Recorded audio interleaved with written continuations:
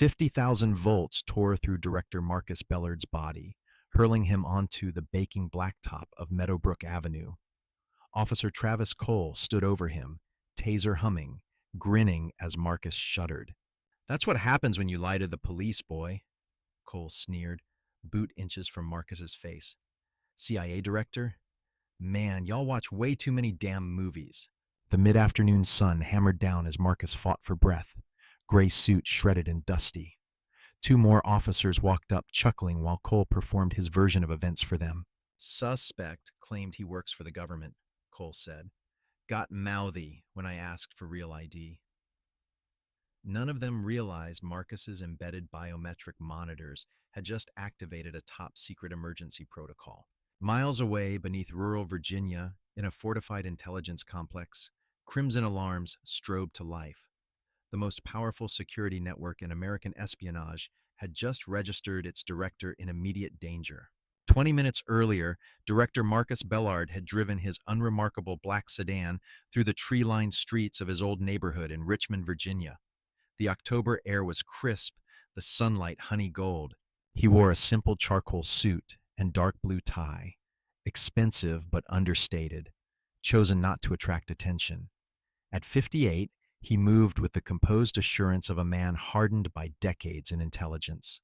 After 30-plus years in the shadows, he'd risen to become the second most powerful figure in American intelligence. He was visiting his mother like many Sundays when international crises briefly released their grip. 82-year-old Lillian Carter still lived in the same modest two-story house where she'd raised Marcus and his brother. The place overflowed with faded photographs, crocheted throws, and framed report cards on the wall. Today was supposed to be routine. Help her bring in groceries, listen to neighborhood gossip, maybe argue about his salt intake over sweet tea and her famous peach cobbler cooling on the kitchen counter. The patrol car's blue and red lights flashed into existence in his rearview mirror at exactly 2:17 p.m., 6 blocks from his mother's porch. His hands tightened fractionally around the steering wheel. He felt that familiar constriction in his chest, an anxiety every black man recognizes when a police cruiser appears behind him, regardless of rank, income level, or how many presidents he has briefed. Marcus eased to the curb deliberately, both hands visible on top of the wheel. In the side mirror, he watched Officer Travis Cole approach, stocky, early 40s, pale-skinned, walking with unearned swagger. Cole rapped his knuckles on the glass, not a polite knock, but a hard, impatient demand. Marcus lowered the window completely, keeping his hands where any body camera would clearly see them. "Afternoon, officer. May I ask why you pulled me over?" Marcus said. "License and registration," Cole snapped, already scanning the car. "And step out of the vehicle." "Of course," Marcus replied evenly. "May I reach for my wallet?" "It's in my inside jacket pocket." Cole's hand drifted toward his holstered weapon. "Slowly, real slowly. Keep those hands where I see them." Marcus moved with practiced precision, retrieving his wallet and the registration from the glove box. When he handed them over, Cole's attitude shifted from suspicious to openly hostile as he read the name. "Marcus Bellard," Cole drawled. "Fancy name for a nice car. How'd you pay for a ride like this?" "What do you do exactly?" "I work for the federal government," Marcus answered truthfully, holding his calm as Cole's tone sharpened. Cole barked a harsh laugh. "Government work, huh? What are you, a janitor at the courthouse?" "Maybe you're one of those diversity hires pushing paper," Cole added, flicking the documents back like they were contaminated. "Anyway, you were speeding. 37 and a 25. Marcus knew that was false. He also knew arguing would pour gasoline on the situation.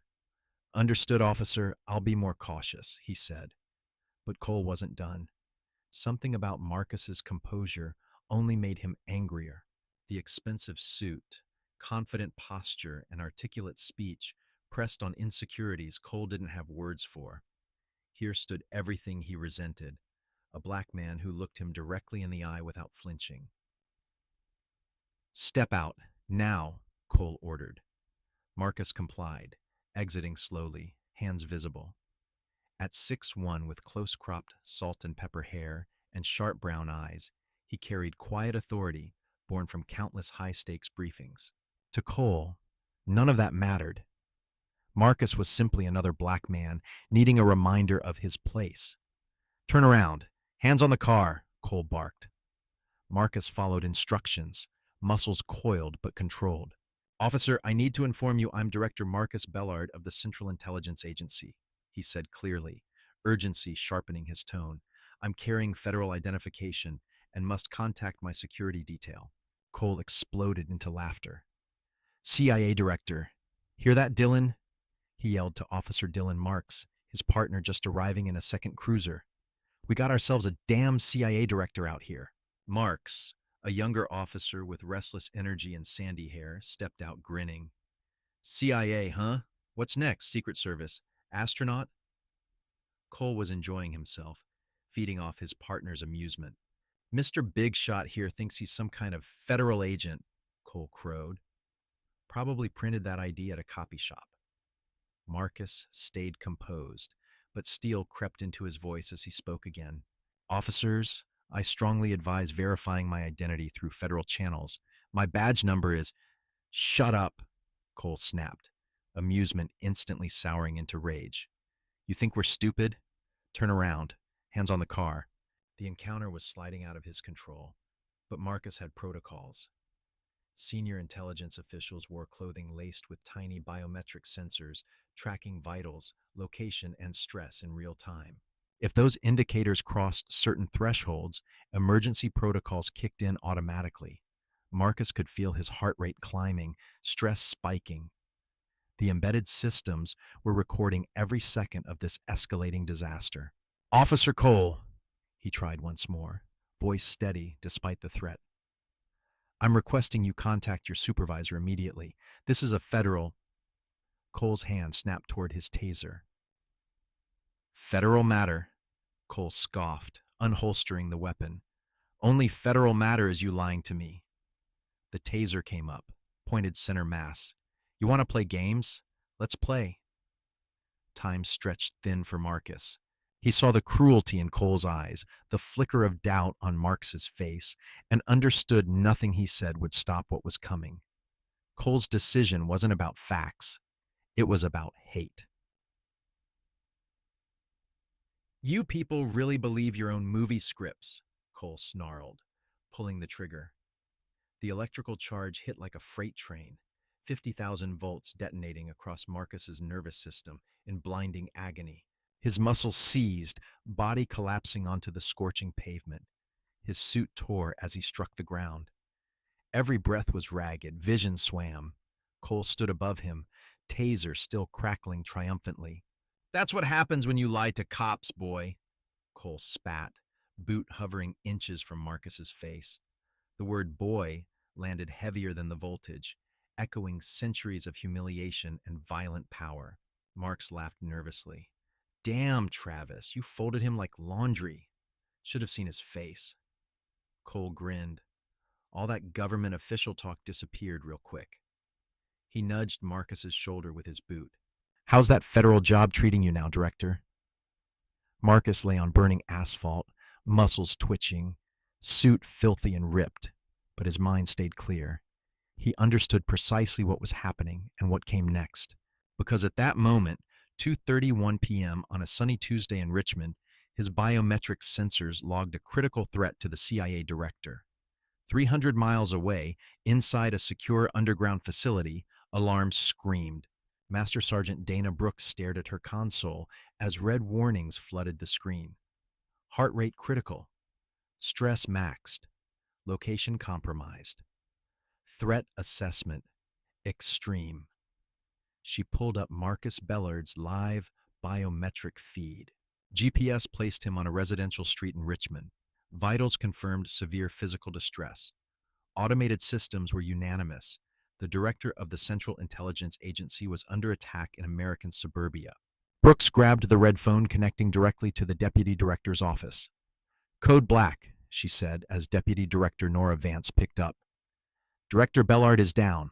Location confirmed. Threat active." Silence held for 3 seconds. Then Vance's voice came, razor sharp. "Initiate Protocol 7. Full response. Back on Meadowbrook Avenue, Travis Cole basked in his fleeting feeling of dominance, clueless about what he'd triggered. He snatched Marcus's wallet, rifling through the cards until he found the federal ID Marcus had tried to present. Central Intelligence Agency, Cole read mockingly. Check this out, Dylan. Professional grade fake right here. He held up the credential under the afternoon light. Looks legit, right? Probably cost him a couple hundred online. The badge was real, one of fewer than 20 such IDs in existence, secured like currency. Embedded chips, holographic seals, encryption baked into the material itself, features Cole couldn't begin to understand. To him, it was simply more proof that the man at his feet was lying. What do we do with him? Marks asked, enthusiasm already fading as he looked at Marcus's still twitching form. Book him, Cole answered instantly. Assaulting an officer, resisting, impersonating a federal agent, whatever sticks. This boy's going to learn what happens when you disrespect the badge. He never noticed Marcus's eyes open, tracking every move. Pain lanced through Marcus's body, but his training kept his thoughts cold. He cataloged details, their faces, tone, every insult. He thought about chain reactions and contingency plans firing across the intelligence community. Travis Cole had just tased the CIA director and planned to jail him for impersonating himself. In roughly 47 minutes, communications across Richmond would start failing in strange, cascading ways. In 1 hour and 13 minutes, black SUVs with federal plates would roll into the city from every direction. In 2 hours and 6 minutes, Agent Ryan Keller would stand in the Richmond Police Department lobby, holding a federal warrant and one simple question. Where is Director Bellard? For now, Cole cuffed him. He dragged the most powerful intelligence official in America toward a patrol car, still laughing about the fake badge he'd seized. Some lies, Marcus thought, are actually truths. Some truths can topple systems. As they shoved Marcus into the back seat, his head still buzzing from the taser's aftershock, one thought cut through the fog. Travis Cole had no idea what he'd done, but he would. The autumn sun kept shining over Meadowbrook Avenue, indifferent to the fact that in 14 minutes, a routine stop had morphed into a live national security emergency. Lillian Carter still waited for her son. She wondered why he was late for Sunday dinner. 300 miles away, the country's intelligence engine roared into motion to bring him home. The initial confrontation was done. The reckoning was gearing up. The Richmond Police Department booking room smelled like disinfectant, burnt coffee, and old sweat. Harsh fluorescent lights carved hard shadows across scarred metal tables and green-painted concrete walls. At 3:15 p.m., officers Travis Cole and Dylan Marks hauled Director Marcus Bellard in through the rear entrance. His hands were zip-tied, suit wrinkled and stained, but he still moved with controlled dignity. Desk Sergeant Elena Morales lifted her eyes from a stack of forms as they entered. 22 years on the job had shown her everything patrol could throw at her, but something here felt profoundly off. The man in custody wasn't yelling, wasn't proclaiming innocence or demanding lawyers. He moved like someone used to being respected, used to sitting at tables where real power traded in secrets. What have we got? Morales asked, pen poised. Cole dropped Marcus's wallet and IDs onto the desk like a magician revealing the finale. Assault on an officer, resisting, impersonating a federal agent. And here's the fun part, claims he runs the CIA. Morales picked up the credentials. The material felt substantial, weighty. The hologram looked nothing like the cheap fakes she'd seen over the years. The seal, microprinting, textures, everything screamed authentic. These look pretty real, Travis, she said quietly. They look real because whoever made them knew their stuff, Cole scoffed. Come on, Elena, look at him. Does he look like CIA material to you? Morales studied Marcus. Despite his disheveled state, his posture remained straight, gaze steady. His eyes held the weary sharpness of someone who'd seen sensitive reports no one should see. I think we should verify these with federal channels, she murmured. Cole laughed sharply. Federal channels? Really? You think this dude runs the CIA? Driving alone on the east side in a regular sedan? He jerked his chin toward Marcus. Screams drug money trying to dodge charges. Marks chimed in quickly. You should have heard him, Sarge. As soon as Travis asked about the car, he launched into government work stories. Classic deflection tactic, Marks added. Marcus finally spoke, voice calm but resonant. Sergeant Morales, I am Director Marcus Bellard of the Central Intelligence Agency. My badge number is 8812 Echo Victor. I need you to call the CIA Director's office immediately to confirm. The number is... Enough, Cole snapped, irritation flaring. Nobody asked you to give speeches. He looked at Morales. See? Rehearsed. He's rehearsed that line 100 times. Morales hesitated. Her instincts screamed this wasn't right, but Cole was a 15-year veteran with commendations and big busts. If he said the ID was fake, it probably was, right? Travis, maybe we should just make one call, she said. One quick verification. One quick call to waste federal time on some hustler's fantasy? Cole scoffed. Elena, I've been doing this longer than you. I can spot a con walking in the door. Still, the man's bearing bothered her. The credentials bothered her more. But she started filling out booking paperwork as ordered, stomach twisting with doubt. Cole held the badges under the fluorescent light, showing marks. Look at this craftsmanship, he crowed. Raised seal, layered security features, heavy stock. Whoever printed this went all in on the illusion. He didn't realize he was holding one of the rarest credentials in the country, produced by the same people who handled presidential identification. Those features weren't decoration. They actively tethered to federal verification systems. You know what pisses me off most? Cole continued. The arrogance. He really thought we'd swallow this, like we're too dumb to see through a fake.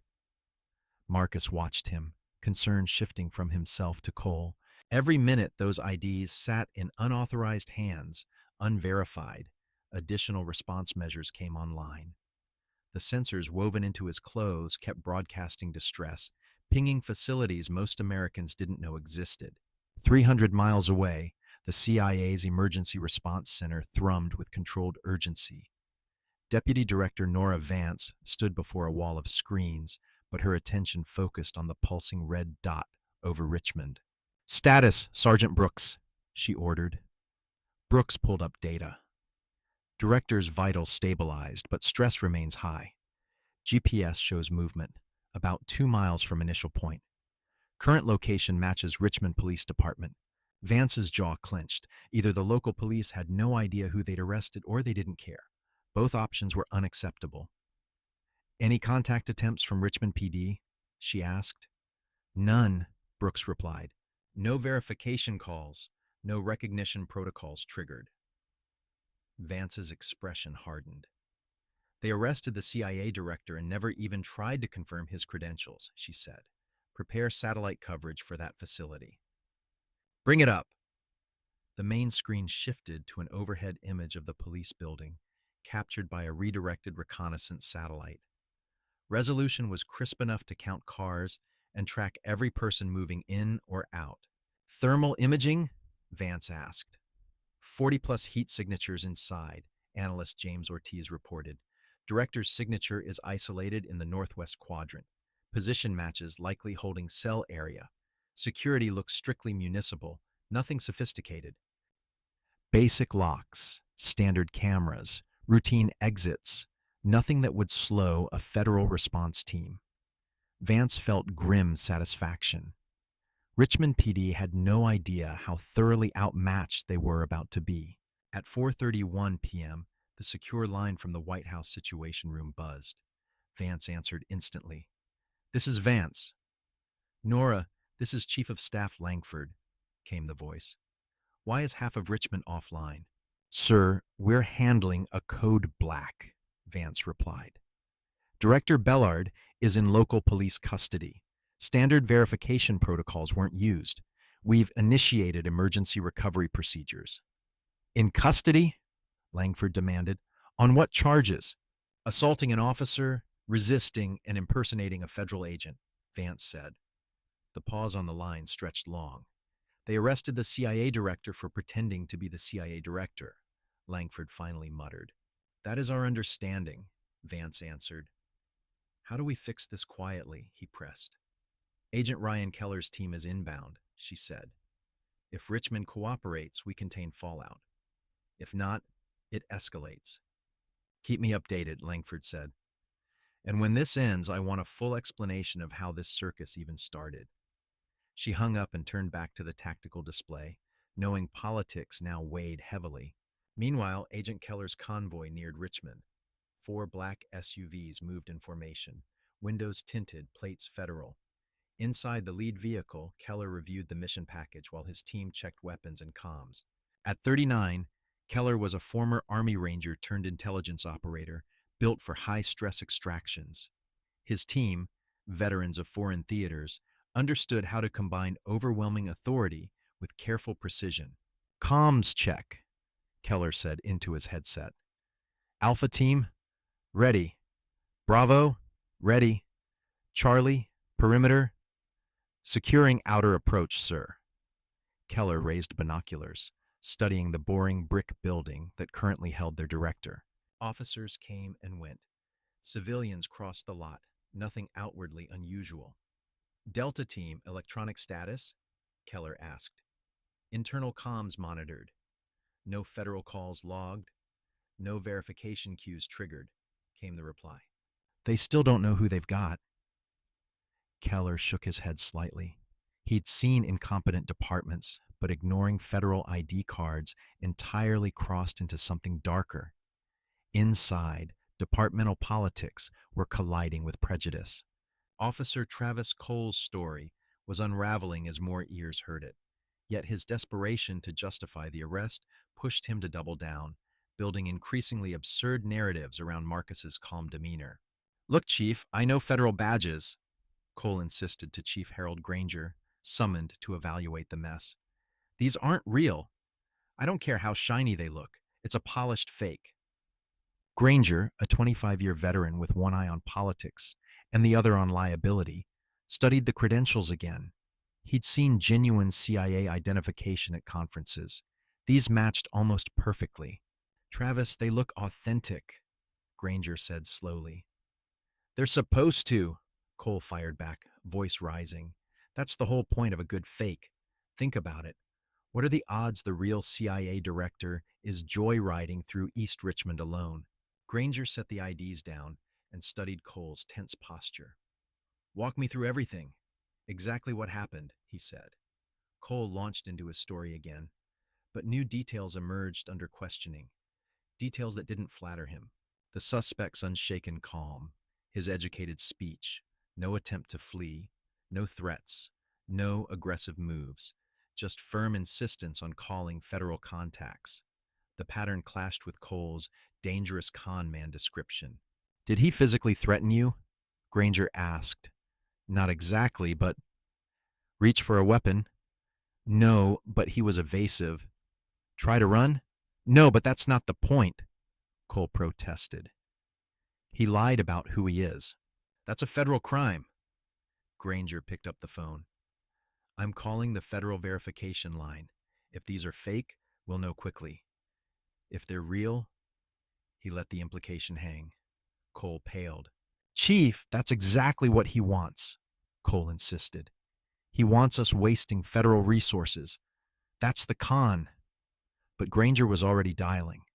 The line rang unusually long, echoing like it bounced through extra relays. Federal personnel verification, a crisp voice finally answered. How may I help you? This is Chief Harold Granger, Richmond PD, he said. I need to verify someone claiming to be CIA Director Marcus Bellard. Another pause, longer, like gears grinding. Please hold while I transfer you, the voice said. Generic hold music crackled faintly, but Granger heard background chaos. Keyboards, voices, the hum of an operations center at full tilt. When the line picked back up, a different voice spoke. Controlled. Authoritative. Chief Granger, this is Deputy Director Nora Vance of the Central Intelligence Agency. My understanding is you have Director Bellard detained. The words slammed into Granger like a punch. The tone alone radiated federal power. Ma'am, we have an individual claiming to be Director Bellard, he began. Chief, Vance cut in, listen carefully. Director Marcus Bellard is currently being held in your facility under false charges. His identity has been confirmed by multiple federal systems. I strongly advise you resolve this immediately. Granger's hand trembled. Across the desk, Cole's face drained of color as the meaning landed. Those fake credentials were real. The quiet man in the cell was exactly who he claimed. Ma'am, there appears to have been a serious misunderstanding, Granger managed.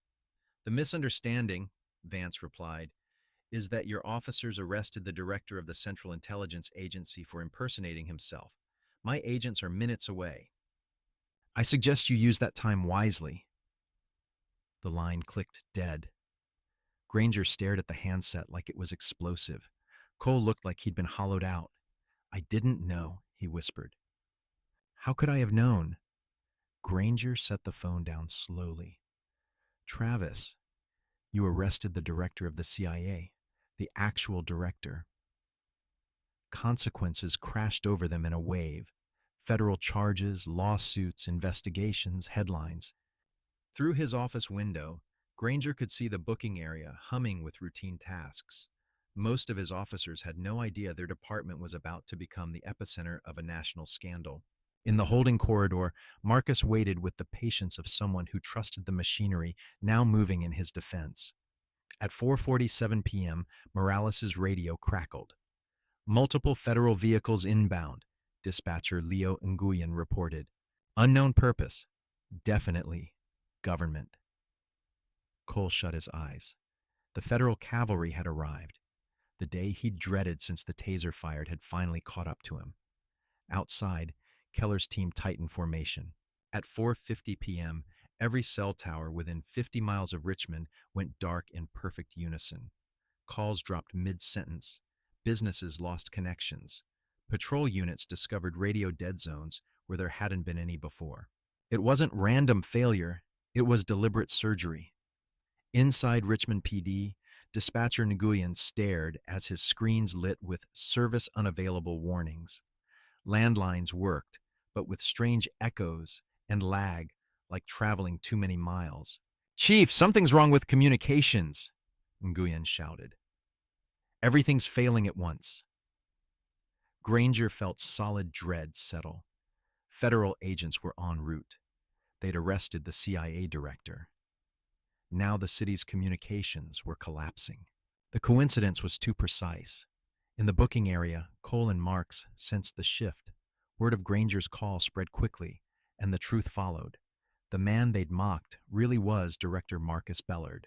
This can't be real, Cole muttered, pacing. How was I supposed to know? No convoy, no security detail, no limo. CIA directors don't cruise the east side alone. Marks, shaken, finally asked, Travis, what are we going to do? We assaulted a federal official and charged him for being himself. This is going to blow up everything. Maybe we spin it, Cole said desperately. Say it was a misunderstanding. We were overly cautious. Feds like proactive cops. Detective Karen Price, reviewing the badge, looked up with open disgust. Travis, you tased the director of the CIA and called him boy, she said flatly. You're not talking your way out of this. Officers drifted away from Cole like he carried contamination. At 5:02 p.m., Keller's first SUV rolled into the lot. He stepped out, tall and composed in a charcoal suit over a tactical vest. 3 more SUVs followed, disgorging 12 agents. They moved with quiet, dangerous coordination, establishing a perimeter. Bystanders stared. These weren't regular FBI bank robbery types. This was something heavier. Inside, Sergeant Morales saw the vehicles arrive and felt her stomach drop. Chief, she called softly, they're here. Granger adjusted his uniform, trying to summon authority he no longer felt, and walked toward the lobby. Through the glass doors, he saw Keller approaching. Keller entered, credentials already displayed. Good afternoon. I'm Agent Ryan Keller, Central Intelligence Agency, he announced. My understanding is your department has Director Marcus Bellard in custody. The lobby fell nearly silent. Civilians on benches went wide-eyed. Officers suddenly found reasons to stare at paperwork. Granger shook Keller's hand. Agent Keller, I'm Chief Granger. There's been a serious misunderstanding, he started. Where is Director Bellard? Keller interrupted calmly but firmly. He's in holding, Granger admitted. As soon as we confirmed, Keller raised a hand, cutting him off. I need to see him immediately. Explanations later. They walked down the hallway toward the cells, cameras recording every step. Officers watched from doorways, sensing the shift in power. The air felt heavier, like the building itself had realized it was in trouble. 3 blocks away, 82-year-old Lillian Carter checked the clock again. Her son should have arrived hours ago. His cell went to voicemail, unusual for a man whose work demanded constant reachability. She sat in her small living room, walls lined with photos tracing his path from young Army lieutenant to intelligence chief. 2 place settings waited on the coffee table beside a cooling casserole. Through her window, she noticed the street felt strangely quiet. Fewer cars, fewer kids outside. Uneasy, she picked up her landline and dialed the Richmond Police Department to ask if accidents had been reported. Richmond PD, how can I help you? A desk officer answered. Yes, hello, she said gently. My name is Lillian Carter. My son, Marcus Bellard, works for the government. He's very late. I'm worried something happened. The officer froze at the name. It was already on every internal alert. One moment, ma'am, he said. Before he could transfer the call, the line went abruptly dead. Not a disconnect tone, just nothing. Lillian tried again. Silence. She didn't know her mention of Marcus's name had tripped additional security protocols. Federal systems flagged the call and killed it instantly. An agent was already being sent to her address to explain and protect her. Back at the station, Keller reached the holding area. Marcus sat on the bench, posture stiff but controlled, expression unreadable. Their eyes met through the bars. Keller felt a flash of anger on his boss's behalf and deep respect for his composure. Director, Keller said. Agent Keller, Marcus replied, rising. I assume Protocol 7 was activated. Yes, sir. Full response. We've secured regional communications and operational control of this incident, Keller answered. Marcus nodded. Protocol 7 was meant for terrorists, not local cops, but leaving him here had never been acceptable. Granger's hands shook slightly as he unlocked the cell. Director Bellard, I want to apologize on behalf of this department, he said. Officer Cole acted without proper authorization. We're launching a full investigation. We'll address that later, Chief, Marcus replied, stepping out and straightening what remained of his suit. Right now, I need to contact my security detail and coordinate the containment of this situation. As they walked toward the main area, Marcus spotted Travis Cole near the booking desk, their gazes locked. Time seemed to slow as Cole stared at the man he'd humiliated, now walking free with federal escort. Marcus's expression held no theatrical rage, just cool evaluation. It was worse. Cole saw his entire future weighed and measured behind those eyes. Marks whispered, Travis, maybe we should call a lawyer. Cole let out a brittle laugh. A lawyer? Kid, we're going to need more than that. We're going to need a miracle. At 5:18 p.m., Keller's tech specialist confirmed full telecommunications control. Cell traffic now funneled through NSA servers. Internet routes detoured through intelligence filters. Landlines were recorded and could be cut instantly. Richmond, Virginia, was effectively in a soft lockdown while damage was assessed. In the conference room, Keller began formal debriefings. Marcus sat at the head of the table, jacket removed, sleeves rolled. Granger looked like he'd aged 10 years in an hour, sweat darkening his collar. Let's start with the stop, Keller said, tablet recording every word. I want a complete timeline, from initial contact to Director Bellard being placed in custody. Outside, vans carrying forensic teams arrived. Within minutes, Federal investigators began photographing the building, copying records, and mapping who had touched what. To them, Richmond PD wasn't just a crime scene, it was a compromised security node needing triage. During your time here, did anyone attempt federal verification? Keller asked Marcus. Not until Chief Granger's call, Marcus answered. Officer Cole dismissed my credentials repeatedly and discouraged others from contacting federal channels. Keller noted it down. What had begun as bias and arrogance now ticked boxes for obstruction. At 6:02 p.m., federal comms teams started slowly restoring communications, channel by channel, still routing everything through their equipment. Richmond couldn't stay dark without drawing state and media questions. Cell towers blinked back on. Delayed messages and missed calls poured through the network like floodwater behind a broken dam. Most citizens shrugged it off as a glitch. They would never learn their outage had been part of a clandestine operation to rescue the CIA director from their own police force. Cole's phone buzzed with a delayed text from his wife. "Can't reach you. Getting worried. Call me."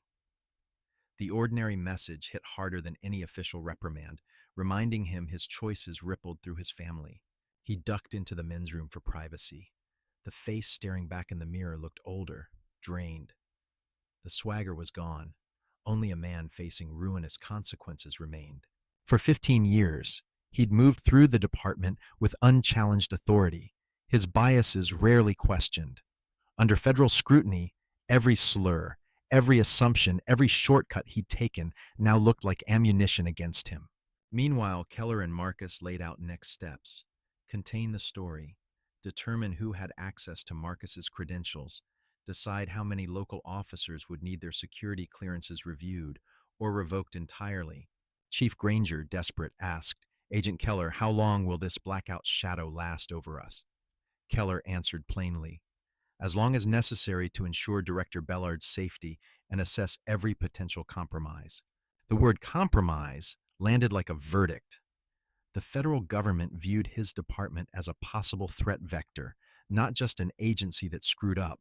They were no longer simply colleagues in law enforcement. Outside, more federal vehicles arrived. White vans this time, full of technical specialists and internal affairs teams. Crime scene tape went up around the building.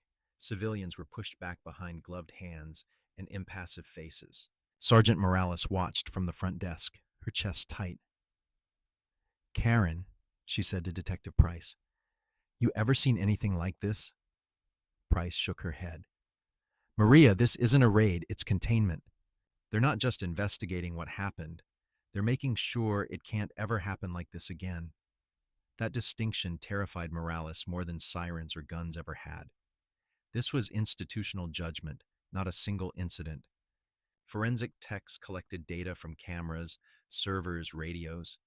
Every word recorded, every incident report, every disciplinary note about Cole would be scrutinized by people who didn't care about local politics or friendships. Back in the conference room, Keller drilled into specifics. Who handled Director Bellard's ID cards? "I did," Morales admitted. Detective Price examined them as well. Several officers saw them in passing. "List every name," Keller said. "Those credentials never should have left federal control. We'll need statements from anyone who touched or closely observed them." Marcus listened quietly, absorbing the implications for everyone in the room. He was angry, no question, but his focus stayed on systems, not just individuals. He'd spent his career preaching that small failures in procedure could snowball into national crises. Today was Exhibit A. At 6:18 p.m., partial internet access was restored, still heavily monitored. News sites loaded sluggishly. Social media feed errors flickered. Anyone trying to broadcast from the station discovered videos failed to upload mysteriously. The narrative would not escape until the intelligence community decided how much truth the public could safely handle. On the ground, though, human consequences were immediate and painfully real. Marcus finally got a secure line to his security detail. Arrangements for his departure began. Unmarked vehicle, staggered timing, no dramatic exits. The goal now was to vanish him from a scene that never officially occurred. Before leaving, he paused at the doorway of the conference room, looking back over the exhausted faces of Richmond's command staff. Some stared down at the table, others watched him with hollow regret. At 6:29 p.m., Marcus stepped into the hallway, the worst of the danger behind him. His body still ached from the voltage, but his mind had already shifted to forward planning and accountability. As agents moved around him, he held on to a single, clear thought. Travis Cole had turned a traffic stop into a national security incident with one hateful assumption. The fallout would last for years. In the quiet between footsteps, Marcus let that reality settle. He walked toward the exit, toward his waiting team, knowing the real work now wasn't revenge. It was making sure nothing like this could ever happen again. His executive aide, Janet Hollis, picked up the encrypted line on the first ring. "Director, thank God. We've been trying to reach you for hours. Deputy Director Vance has everyone on high alert." "I'm secure, Janet. Agent Keller's team has the scene contained," Marcus said. "Reschedule tonight's briefings, have a clean suit sent here, and call my mother. Tell her I'm safe, just running late." While Marcus quietly rebuilt his schedule, Chief Harold Granger sat stunned, finally grasping what had detonated inside his department. This wasn't one cop's mistake. It was institutional collapse and prejudice turned into catastrophe. At 6:15 p.m., Keller received confirmation that reinforcements were inbound. Internal affairs specialists, federal prosecutors, congressional liaisons, and crisis communications staff ready to manage the political and media firestorm now inevitable. The arrival stage was over. Federal authority was asserting itself. Communications were under control. Triage had begun. Next came the harder work, naming failures, assigning consequences, and rebuilding any remaining trust at all. Officer Travis Cole's racist attack on CIA Director Marcus Bellard had unleashed a response that would remake not just his future, but oversight of policing across Richmond. The reckoning he feared was no hypothetical anymore. It had arrived, backed by the full weight of the American intelligence machine. Outside, dusk thickened as more unmarked federal vehicles rolled in, carrying teams who'd spend weeks dissecting every second of this traffic stop. At 6:32 p.m., Agent Ryan Keller formally assumed operational command of Richmond PD on behalf of the intelligence community. No speeches, no drama, just paperwork and practiced efficiency replacing local control. Chief Granger signed the emergency oversight agreement with shaky hands, knowing his signature was both a confession of failure and a last-ditch attempt to avoid permanent federal takeover of his entire department. "Chief," Keller said as Granger set the pen down, "this authorizes us to interview every officer, comb all personnel files, and review 5 years of arrests. You should tell your people to lawyer up." This wasn't only about Travis Cole anymore. The feds would scrutinize culture, training, and supervision. How a CIA director could be tased, humiliated, and jailed without anyone successfully verifying who he really was. Director Marcus Bellard, now in a fresh charcoal suit delivered by his security team, sat opposite Keller with the steady calm of a man long accustomed to managing crises on a global scale.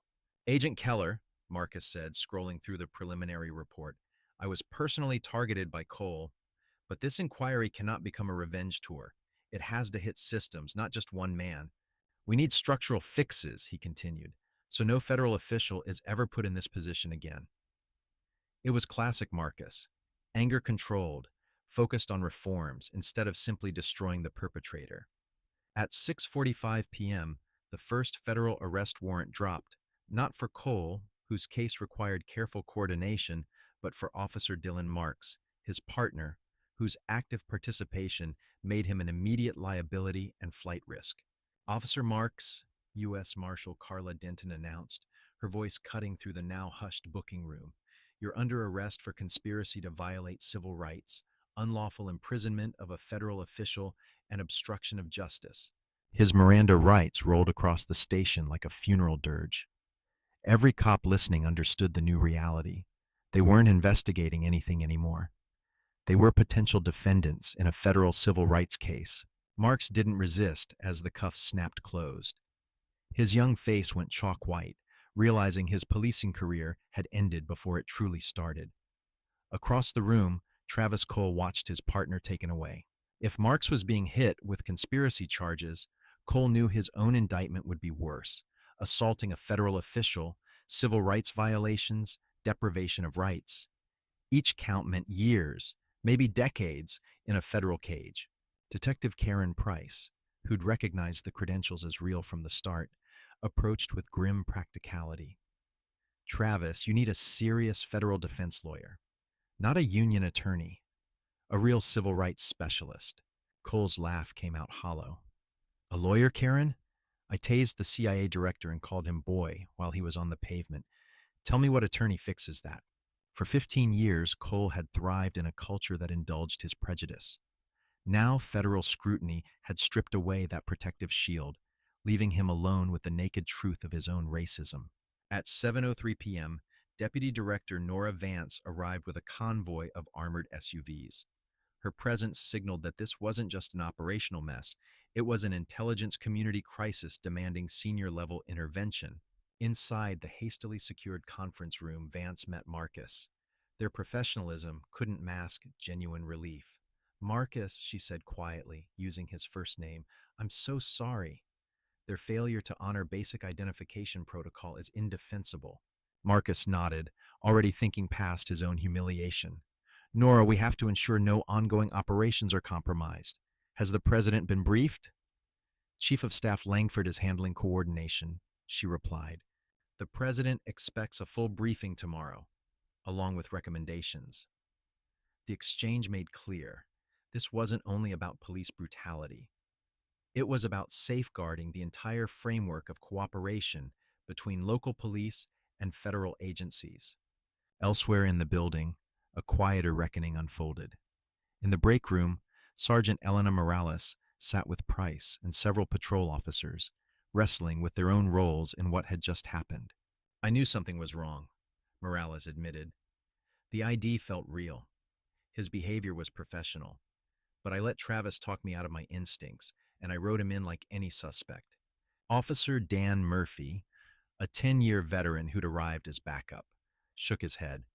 I watched him taser a calm man in a business suit. I should have challenged it right then. Their confessions reflected a broader failure. This wasn't just one rogue cop.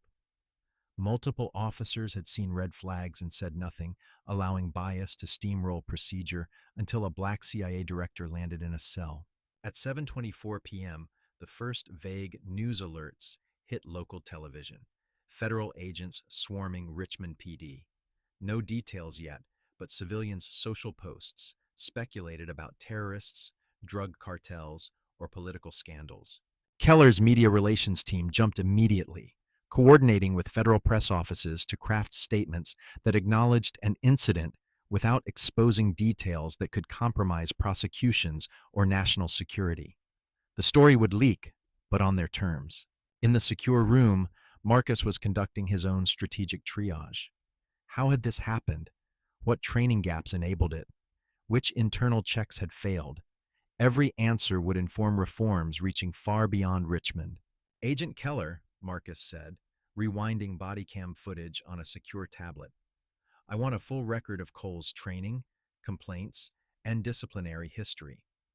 If culture enabled him, we'll need evidence to change that culture. He knew his assault, while personal, was a symptom. If they treated only the wound without addressing the infection, systemic racism and weak oversight, another officer somewhere would repeat Cole's 15 minutes under different circumstances. At 7:41 p.m., Cole finally got the phone call he'd been dreading. His wife, Linda, had seen news of federal agents at the station and neighbors whispering, "Preston, what's going on? Are you okay?" "Sit down," he said quietly. "Something bad happened today. I screwed up badly. There'll be charges. Our life is about to change."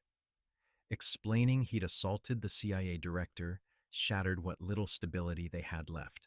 Linda's sobs over the line were the soundtrack to his life collapsing, looming felony charges, financial ruin, and his kids' futures tangled in the shame of his racist violence. The badge couldn't protect him anymore. Chief Granger faced his own domestic fallout. His wife fielded calls from other police families, all desperate for answers. The law enforcement community that once felt unshakable was splintering as fear and blame spread. At 8:15 p.m., Keller announced Phase 1 complete. Marcus secured, communications restored under monitoring, core evidence preserved. But the investigation itself, interviews, audits, reforms, was just beginning and would stretch across months, maybe years. Over the next 72 hours, Keller told Granger, every on-duty officer will be interviewed. Training, discipline records, arrest stats, the works. Tell your people this is about culture, not just one bad cop. The message was unmistakable. Richmond PD was about to become a federal case study in systemic failure. Travis Cole's actions were just the spark that had illuminated deeper rot inside the institution. As agents photographed everything from locker rooms to patrol cars, Cole sat at his desk like a man already halfway erased. What he'd unleashed would remake the department long after his own fate was sealed. By 8:47 p.m., Phase 2 arrived. Internal affairs teams from the Justice Department's Civil Rights Division. These weren't local investigators. They were veteran federal prosecutors who made careers dismantling corrupt police units nationwide. Senior DOJ investigator Monica Ruiz set up shop in Granger's office, displacing him without ceremony. "Chief," she said, "we'll interview every employee this week. Any coordination of stories will be treated as criminal obstruction." The thin blue line that once protected officers like Cole was evaporating under federal floodlights. Loyalty to colleagues would now be weighed against loyalty to the Constitution, and the Constitution was winning. Cole watched as agents seized computers, boxed files, and photographed his locker. His patrol car was towed for forensic examination. Every piece of his professional existence was being repurposed into evidence against him. Detective Price approached again, expression soft but resolute. "Travis, you're being placed on administrative leave pending federal charges. Turn over your badge, weapon, keys, everything." The ritual felt less like suspension and more like excommunication. Under federal supervision, his badge and gun were photographed and sealed away. 15 years of authority were reduced to catalog numbers in a case file labeled with his name and civil rights violations.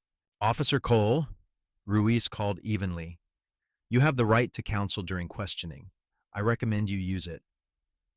Around them, officers watched, realizing they were witnessing the methodical dismantling of a colleague's career and freedom. At 9:12 p.m., Marcus made his first public statement, carefully scripted with crisis communication staff. Standing in the lobby beside Keller, he addressed cameras and microphones with controlled, deliberate calm. "Earlier today," he began, "a Richmond officer assaulted me after refusing to acknowledge my federal credentials." His tone stayed measured. While personally traumatic, this highlights larger issues in training and federal-local cooperation. He avoided inflammatory rhetoric, framing the event as a systemic problem rather than purely personal injury. He knew his words would shape national expectations for how federal officials should respond to local misconduct. In the crowd of uniforms, Cole listened to the man he'd brutalized speak with dignity and restraint. The contrast was brutal. Blind rage on one side, disciplined resolve on the other. Ruiz and Keller were already building Cole's profile, his personnel file, complaints, training gaps. The picture forming was ugly, a pattern of biased stops and excessive force, especially against black residents, ignored for years. "Someone should have sidelined him long ago," Ruiz told Keller during their late-night briefing. "The warning signs were there. The department's failure to act makes them partners in this, not just bystanders." As night wore on, federal security protocols forced a review of every ongoing intelligence operation touching Richmond. Local partnerships were suspended, pending trust rebuilds. Joint task forces paused until compliance could be proven. The financial aftershocks began too. Federal grants were frozen. Shared equipment programs halted. The cost of Cole's 15-minute power trip would ultimately be measured not only in years, but in millions of lost dollars. Officer Marks, now held in a secure federal facility, started grasping his reality. Cooperation might trim his sentence, his lawyer said, but nothing could erase felonies or resurrect his law enforcement career. Back at the station, marriages strained under the pressure. Linda contacted a divorce attorney. Marx's fiancé called off their engagement. Grown men who wore badges now faced the wreckage of families imploding around them. At 10:33 p.m., Marcus finally departed in a low-profile convoy bound for headquarters. His ordeal inside Richmond PD had ended, but he knew the legal and policy fallout had only just begun. Cole remained behind, still in the building that was now a federal crime scene. Agents moved around him like he was furniture, no longer a colleague, just a central exhibit in their investigation. He'd believed for years that his badge made him untouchable. Now he was about to learn that assaulting a CIA director didn't just break rules. It activated the full defensive reflexes of the American government. 3 weeks later, the storm shifted to the Richmond federal courthouse. At 9:05 a.m., Cole sat at the defense table in a cheap suit, pension frozen, finances wrecked, facing a future measured in decades. Federal prosecutor Alicia Grant, famous for dismantling abusive cops, stood before Judge Elaine Sutter with absolute confidence. She'd personally requested the case after reviewing the body cam footage that had horrified half of Washington. Your Honor, Grant began, Officer Travis Cole's attack on Director Marcus Bellard represents one of the most blatant abuses of police power in recent memory, driven by racism, enabled by negligence, executed with arrogance. The indictment was massive: deprivation of rights, assaulting a federal official, civil rights violations, conspiracy, destruction of federal property. Each charge stacked years onto the mountain of prison time he faced. Defense attorney Carlo Benetti knew absolution was impossible. Your Honor, he told the court, while Officer Cole's actions were inexcusable, they were shaped by poor training and a culture that normalized dangerous bias. His strategy wasn't acquittal, it was damage control, arguing that while Cole was guilty, the department's systemic failures should weigh into sentencing. Even he knew the video left little room for doubt. In the gallery, Director Bellard watched calmly, ready to testify. He understood his presence in that courtroom went beyond personal closure. It would set precedent for how assaults on federal officials were prosecuted. Richmond PD was already paying. Over $3 million in federal grants were suspended, joint operations canceled, training programs gutted to fund legal defense and mandated reforms. The badge now came with a bill. At 10:11 a.m., Master Sergeant Dana Brooks took the stand, detailing biometric logs. At 2:31 p.m., Director Bellard's stress indicators hit critical. Heart rate spiked, adrenaline surged, location fixed in an unknown urban zone. Her testimony showed how quickly the intelligence community reacted. Satellites redirected, communications seized, response teams deployed. Cole's taser pull had triggered systems usually reserved for terrorism or foreign attacks. Agent Keller followed, describing the emergency lockdown of communications, the perimeter, the direct White House notification. This wasn't just an assault, he testified. Operationally, it looked like a direct strike on national security. Courts took those words seriously. Judge Sutter's expression didn't change, but everyone understood. Threatening the intelligence community wasn't just another use of force case. It lived in an entirely different universe of consequences. During break, Linda arrived with final divorce papers. 18 years of marriage ended in a conference room conversation barely longer than a traffic stop. Their kids had already changed schools to escape the fallout. When court resumed, the prosecution called Marcus. The room fell almost reverently quiet as the CIA director walked to the stand, posture steady, eyes clear, every word about to become part of history. Grant's questioning was surgical. Marcus described the stop, the escalation, the slur, the pain of the taser, the humiliation of lying cuffed on a street where he'd once ridden bikes as a kid. Director Bellard, Grant asked, what did it mean when he called you boy as you convulsed on the ground? Marcus answered softly, it reminded me that to some, my rank never outruns my race. No matter what I've achieved, some people still see a black man to be controlled, not a federal official to be respected. The line cut straight through the courtroom's oxygen. Benetti's cross-examination was brief.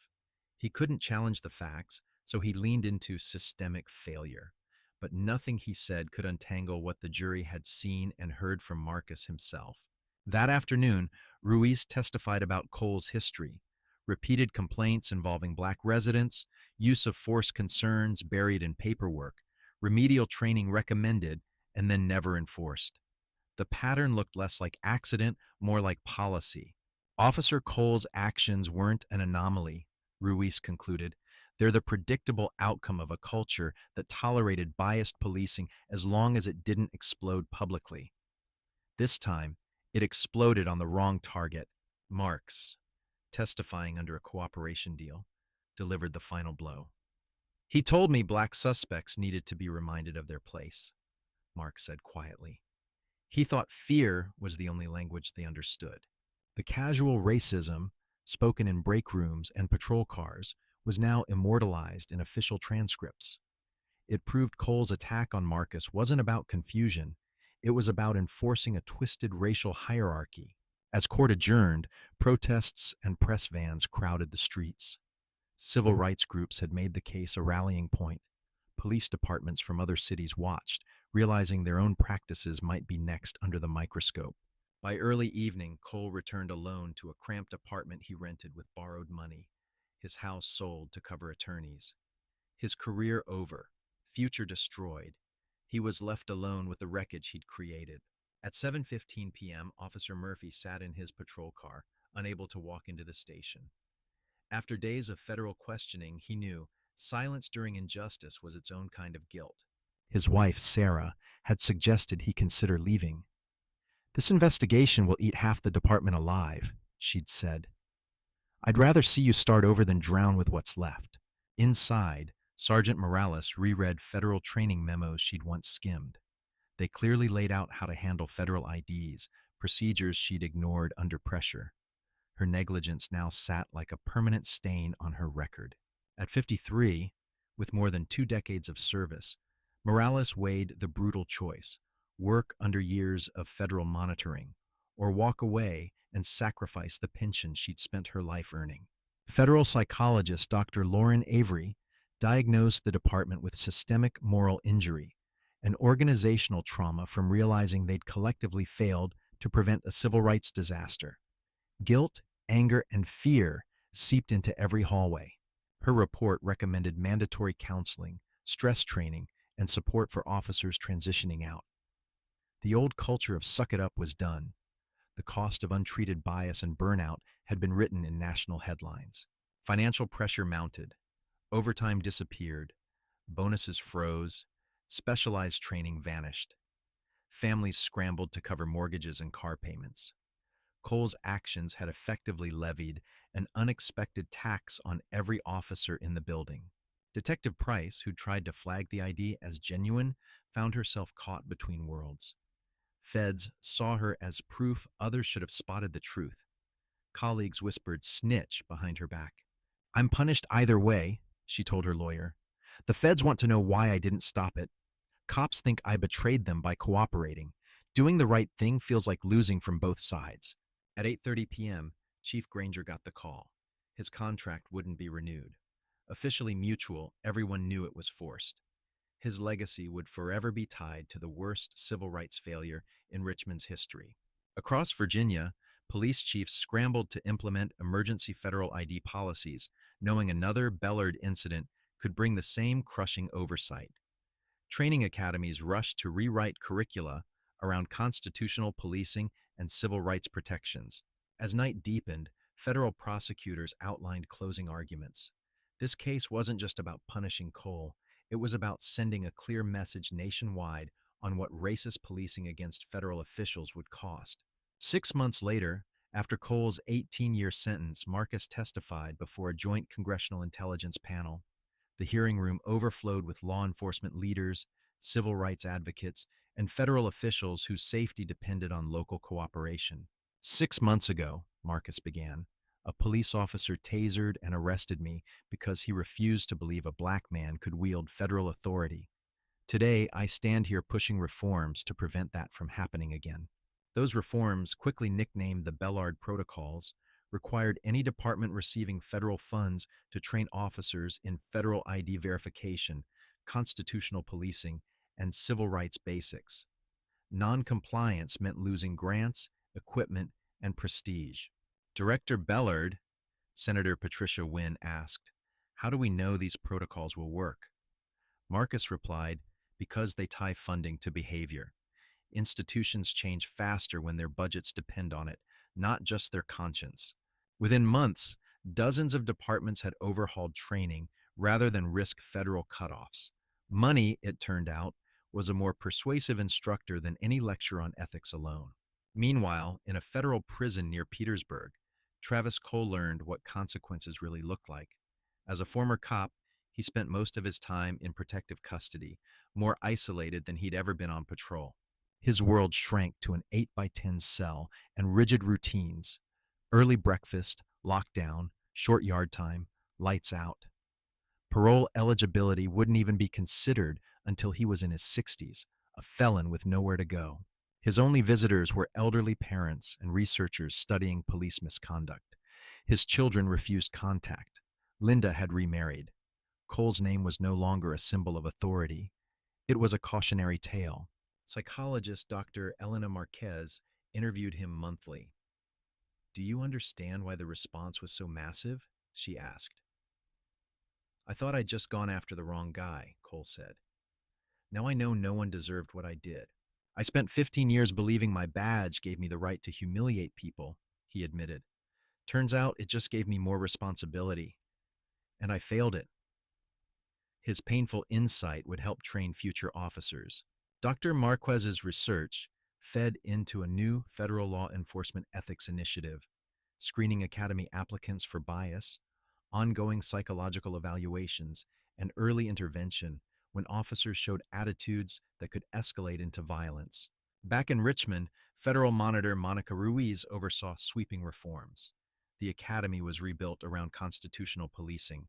Recruits now spent 120 hours on civil rights instruction instead of the token 8 they'd once received. Training scenarios routinely included encounters with federal officials of different races, teaching officers that authority and skin color were not in conflict. Misreading that equation was no longer just a mistake. It was career suicide.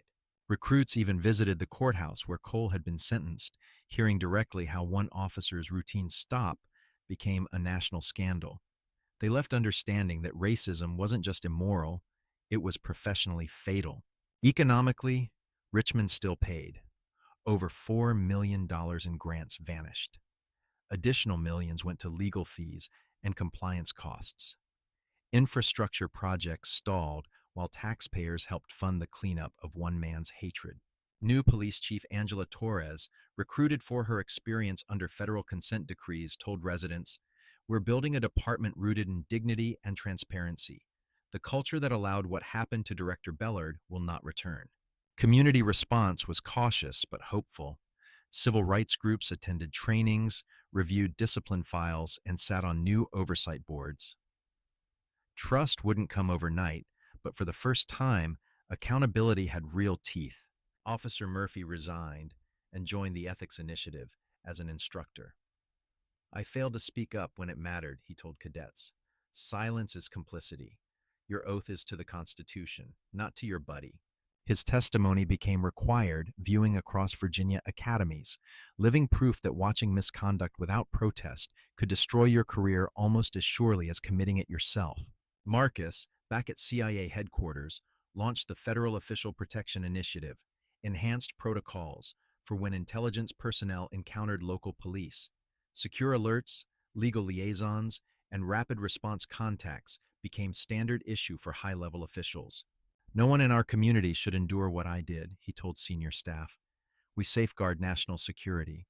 Local agencies must recognize our authority or be forced to by structured consequences." Agencies responded with new briefings, scenario drills, and policy updates. The vulnerability exposed on that Richmond street was being methodically sealed across the country, link by link, department by department. 6 months after sentencing, Marcus finally completed that interrupted visit. At his mother, Lillian Carter's house, the same peach cobbler cooled on the counter, this time with her son safely seated at the table. "I'm proud of how you turned this around," she said softly. "Not just for yourself, but for others." Marcus knew she understood. His pain had been weaponized into protection for countless people he'd never meet. Outside, Meadowbrook Avenue looked unchanged, kids on bikes, neighbors chatting. But beneath the quiet surface, everything was different. The street where a director had been tased was now a symbol of reform. Officers patrolling nearby now operated under a radically different rule book. Federal oversight watched their metrics. Community groups monitored their conduct. And every patrol car carried the memory of what had happened there. Cole's 15 minutes of hatred had become the match that lit a nationwide conversation. His name would never again be spoken as Officer Cole, only as the man whose racism forced America to change. Universities rewrote police ethics courses. At Virginia Commonwealth, Professor Aaron Yao made the Bellard case required study, using footage and transcripts to show students exactly how prejudice could implode an entire institution. Cole thought he was enforcing order, Yao told his class, but he was undermining the Constitution that gives his badge legitimacy. Power without constitutional respect isn't law enforcement, it's abuse. At Howard University, Dr. Monique Harris created the Bellard Institute for Police Accountability. Early data showed departments adopting the protocols saw complaints plunge, proving rigorous training could reduce harm and rebuild trust. "The numbers show this isn't theory," she told a conference of chiefs. "When officers are trained to value civil rights, communities notice. Respect becomes policy, not just a slogan." The human cost continued for Cole's family. His teenage son legally changed his last name, volunteering at a community justice center to help others harmed by police violence, trying to build something better from his father's legacy. "I can't undo what he did," the boy told a youth summit, "but I can choose who I become because of it. Silence is easy, responsibility is harder, and necessary." Federal courts felt the shift too. Judges now heard officers cite Bellard protocols as justification for slower, de-escalated responses in tense situations, valuing constitutional caution over aggressive dominance. International observers took note. European law enforcement commissions requested briefings, curious how federal leverage could correct local failures. Richmond became an unlikely case study in turning catastrophe into structural reform. Ambassador Helena Costa, visiting Richmond for a fact-finding tour, concluded, "Economic incentives plus independent oversight seem far more effective than internal promises alone. You can't ask institutions to police themselves without consequences." Corporations followed suit. Major companies tightened their own security screening, unwilling to risk Kent-style incidents involving executives or federal visitors. Zero tolerance for discriminatory conduct became not just moral, but financially prudent. Tech firms joined in. A startup launched FedID Verify, an app that securely authenticated federal credentials in seconds, leaving digital logs whenever officers didn't bother to use the tool. Excuses were quickly running out. "Our goal is removing human bias from verification," developer Jennifer Kim said. "If officers ignore a tool that easy, that choice becomes evidence in itself." Departments rushed to adopt it as legal insurance. Faith communities responded too. Richmond's Baptist Ministers Alliance created the Bellard Fellowship, monthly dialogues between officers and residents about justice, redemption, and what true public service should look like. Cole's assault wasn't just illegal, Reverend Marcus Johnson told one gathering. It was a spiritual failure. Real policing sees God-given dignity in every person, regardless of color, badge, or title. As the first anniversary of sentencing neared, Marcus finalized his memoir, Dignity Under Fire. He pledged royalties to the Federal Official Protection Initiative, turning his story into a funding stream for others' safety. "This isn't about reliving my trauma," he told his editor. It's about documenting how one violation forced institutions to choose between defending prejudice or defending the Constitution, and why that choice must stay permanent. Travis Cole's racist assault on director Marcus Bellard had become a watershed. It reshaped training academies, rewrote policies, redirected budgets, and redefined what accountability meant for anyone wearing a badge in America. His 15 minutes of hatred sent shockwaves into universities, boardrooms, legislatures, seminaries, and policing manuals worldwide. He intended to put one black man in his place. Instead, he helped redraw the place of justice itself. The legacy of that October afternoon lived on in lesson plans, policy memos, court rulings, and community gatherings, each one proof that a single act of bigotry could provoke reform stronger than the prejudice that sparked it. Justice had been done. Reforms were underway. And though the work was far from finished, the balance between authority and dignity in America had shifted because one officer discovered that federal power outranked his prejudice. The aftershocks didn't stop at Richmond's city limits. Law schools, academies, community groups, even foreign governments dissected the Bellard case, searching it for warnings, blueprints, and uncomfortable truths about power. At Virginia Commonwealth University, Professor Aaron Yao projected body cam clips onto a lecture hall screen, pausing frame by frame to show students exactly where bias overruled training and procedure collapsed under prejudice. Cole thought he was maintaining order, Yao told them.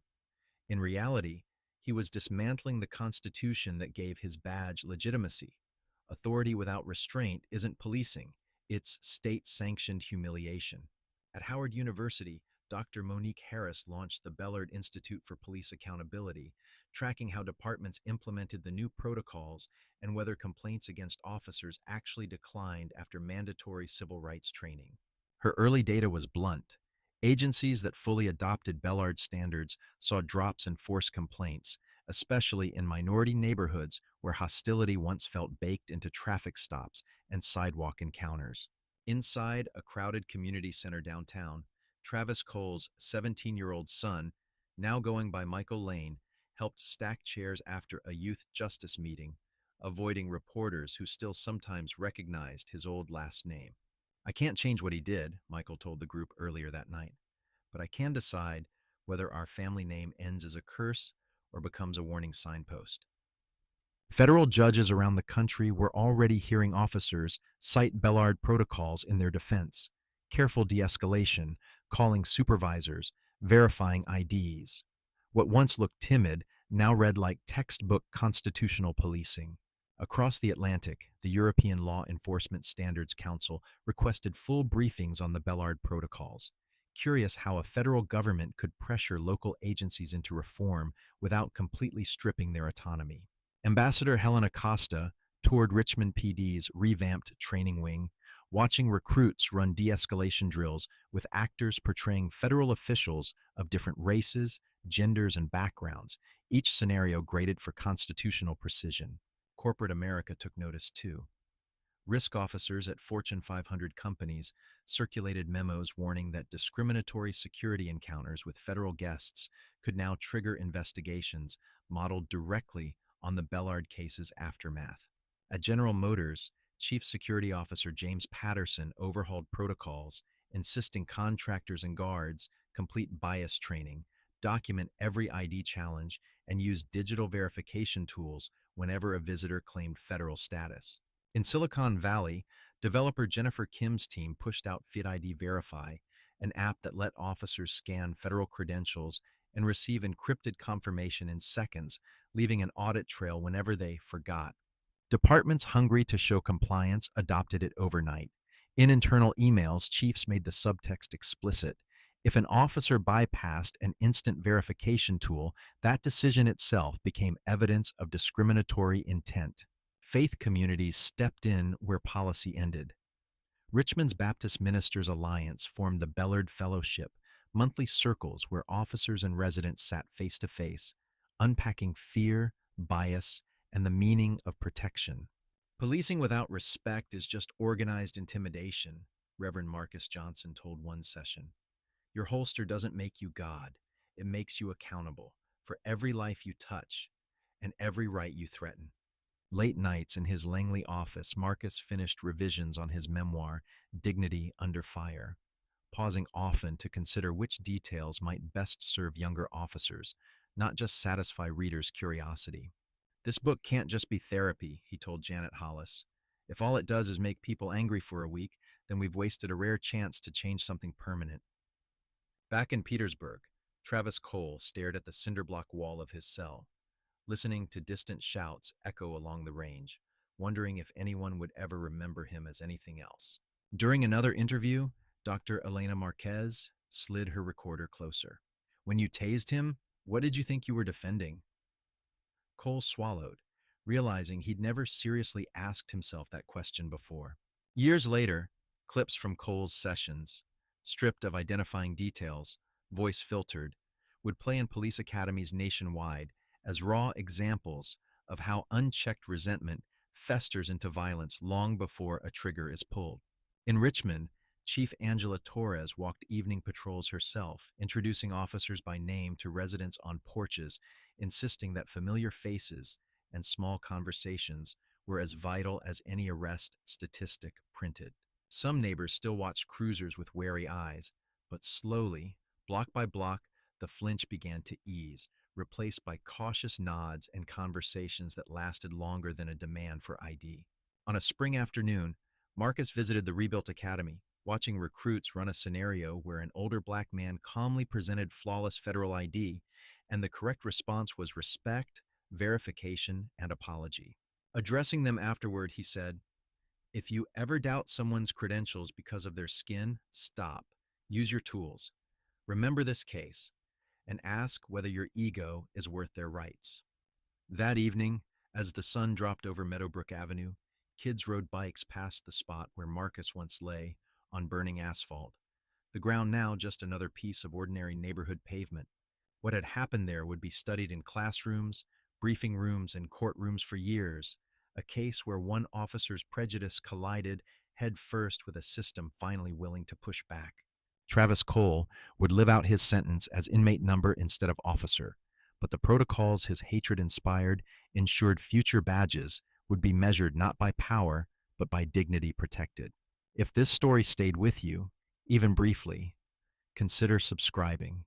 Every click helps keep space open for voices usually drowned out and lets us keep telling the uncomfortable truths others prefer buried. Lesson 1. Power can't protect you from prejudice. If you are in your late 60s or 70s, you've seen men in high office fall and communities rise, but director Marcus Bellard's story lands differently. Here was a black man who had briefed presidents, commanded satellites, and could move armies of analysts with a single phone call, yet one angry officer still saw only boy on the asphalt. Many of you remember when that word was used every day to cut black men down to size. The sting hasn't faded. Bellard's ordeal reminds us that no title, no paycheck, no medals on the wall can fully shield a person from the poison of racism.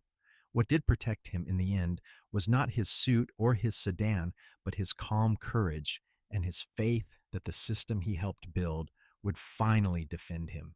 Lesson 2. Silence has a cost, and so does courage. Older Americans know the heavy weight of staying quiet when something is wrong. In Richmond, plenty of people felt that weight. Sergeant Morales hesitated. Detective Price questioned. Some officers looked away instead of speaking up. Their silence helped the injustice grow. But once the alarms in Virginia lit up and agents like Ryan Keller, Nora Vance, and Monica Ruiz stepped in, courage began to spread. Federal analysts, judges, psychologists, pastors, even Cole's own son all chose to face the truth in the bright light of day. For those of us who have watched neighbors pull together after wars and hard winters, it's a familiar lesson. When good people finally open their mouths and link arms, even the most arrogant badge can be called to account. Lesson 3. Real change is slow, but it's real. By our mid-60s, most of us have learned that real change is measured in years, not headlines. The Bellard protocols, the frozen grant money, the new training hours, the young recruits walking through those redesigned scenarios, none of that happened overnight. It came from steady, sometimes painful pressure. Courtrooms, town halls, Sunday sermons, and late-night votes in city council chambers. Some officers quit, some residents stayed skeptical, and the work is still unfinished. Yet traffic stops in Richmond look different now, and departments across the country check federal IDs with a scanner instead of a smirk. For those thinking about the legacy they will leave behind, Bellard's story offers this quiet comfort. One awful afternoon on a hot American street was not the end of the road. It became the starting line for a safer, more dignified future our grandchildren might actually feel. Friends, after walking through Director Bellard's ordeal and the sweeping changes that followed, I'd love to hear from you. In your lifetime, have you seen policing in America genuinely improve, or does this story simply confirm what you've felt for years in your own neighborhood? What would you tell today's officers and today's young people about power, respect, and basic human dignity? Share your thoughts in the comments, hit the like button if this spoke to you, and subscribe to my YouTube channel so you don't miss the next stories and lessons we're building together.